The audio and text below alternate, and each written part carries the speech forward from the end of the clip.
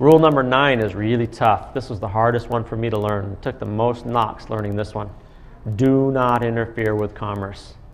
There are some forms of commerce that you may think are heinous and evil, that you may think that you want to be the one that stands up to destroy them, but it's not okay. No matter how ugly a form of commerce is, it is not okay to interfere with it. It's not.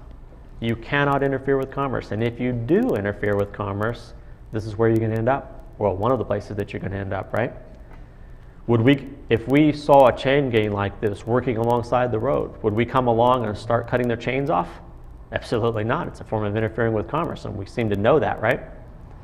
And of course, when we do interfere with commerce, we end up on this chain gang. This particular type of servitude, believe it or not, is also itself voluntary. I don't know how many times I've heard on the news from big politicians that'll say things like, well, everyone in prison agreed to be there. Everyone in jail volunteered to be there. It's actually true. I once used my private signature to acquire a rather expensive truck and then traded it for a lesser truck and took the difference. And eventually the state of Texas decided they wanted to bring me into contract. I spent 30 days in the state of Texas where they kept trying to beat me into submission and get me to contract. And I refused. And I continued to remind them there's no involuntary servitude and I am not agreeing. I'm not volunteering. I'm not signing anything. I don't care what you do to me. I'm not signing anything and you're engaging in involuntary servitude and I'm objecting. Was that argument from Amistad? Yeah, slavery's horrible. Yeah, it sucks. But nobody objected.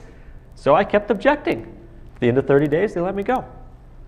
Now, it doesn't mean that that you can follow the same rule or that I'm telling you to go out there and do that.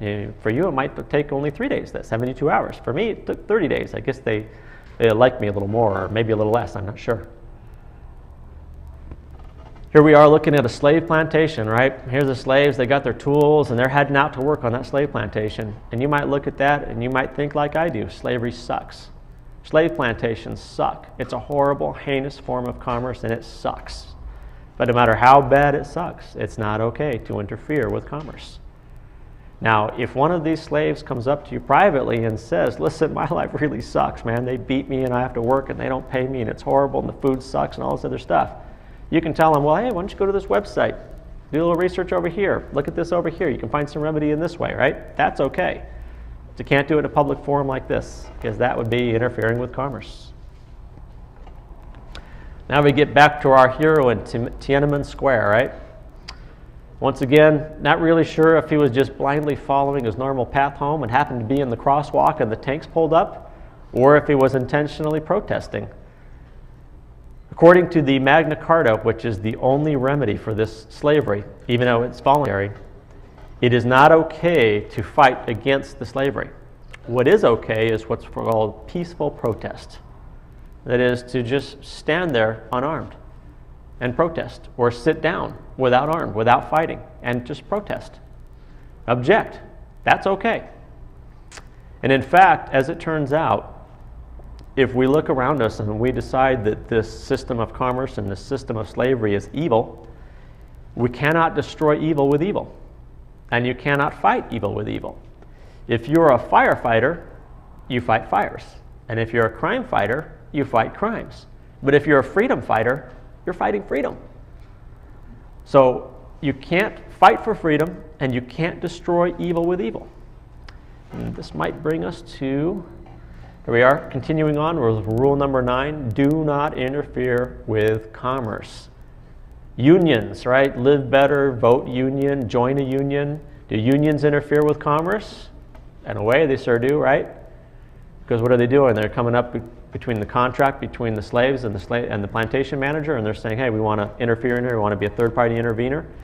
And that's why when the unions are being formed, everyone has to take such a beating, because they're interfering with commerce. You're listening down with the truth, now that's something to me. Know thyself, seek and ye shall find. I tell you this now, it's in no African mind. Searching diamonds, gold, silver, platinum, them the kind of things, illusions you fathom. Yeah, they call it magic. Right, you're right, it's tragic. I know, clever what they done, fantastic. Come against me now, you end up in a straitjacket. I'll prove you illiterate. One question, the language. Now who's the pickle in the sandwich? This kind of knowledge that you're hearing will damage you, destroy you. Don't worry, I'll employ you, get you back on track, so you can defend your own attack. Gold chain round your neck, nothing to me. Diamonds in your teeth, nothing to me. You could be rolling 22s, nothing to me. Down with the truth, now that's something to me. Gold chain round your neck, nothing to me. Diamonds in your teeth, nothing to me. You could be rolling 22s, nothing to me. Down with the truth, now that's something to me.